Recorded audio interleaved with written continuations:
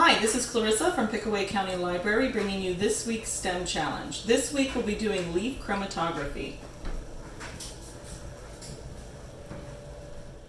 To do this STEM challenge, you'll need to collect leaves in a variety of colors, maybe even from different types of trees to compare and see what your final results are.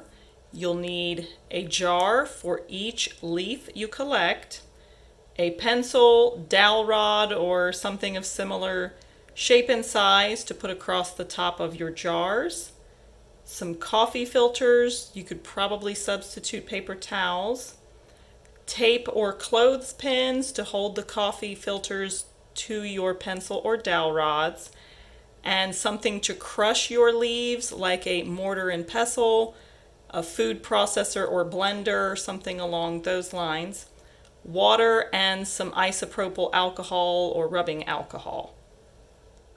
The first thing you'll need to do to prepare for this challenge is to cut some coffee filters into thin strips to hang from your jars.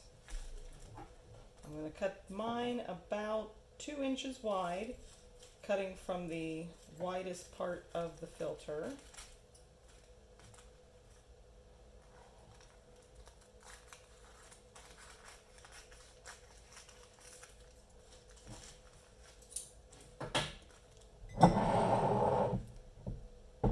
I'll use one of my pencils to wrap it around. You want it to just touch the bottom of the jar while it's hanging.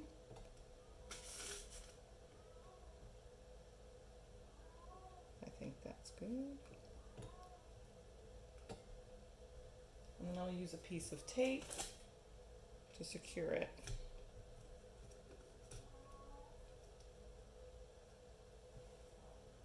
To prepare the leaves, you can use either a group of leaves of the same color and separate them into distinct color groups, or I'll be using just one leaf of 4 different colors.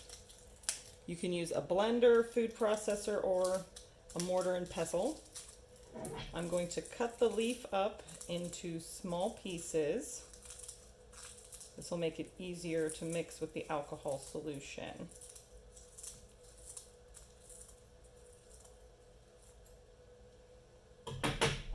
Then I'm going to add 1 to 2 tablespoons of isopropyl alcohol. You don't want to use too much because then it'll take a long time to evaporate. You want just enough to cover the bottom of whatever glass jar or container you've decided to use. I'm going to mix them together well, crushing the leaves pretty thoroughly.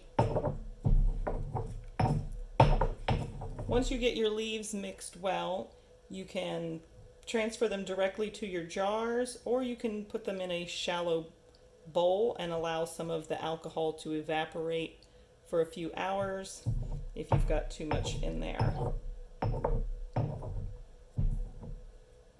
Repeat this step for each color of leaf or group of leaves and transfer them to your containers so that it just covers the bottom.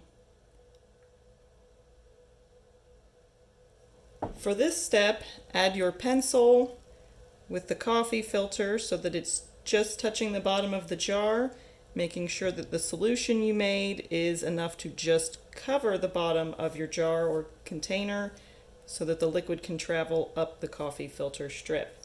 You'll need to let this sit overnight or maybe even for a day or 2 until it's mostly evaporated and the pigment has traveled up the coffee filter strip.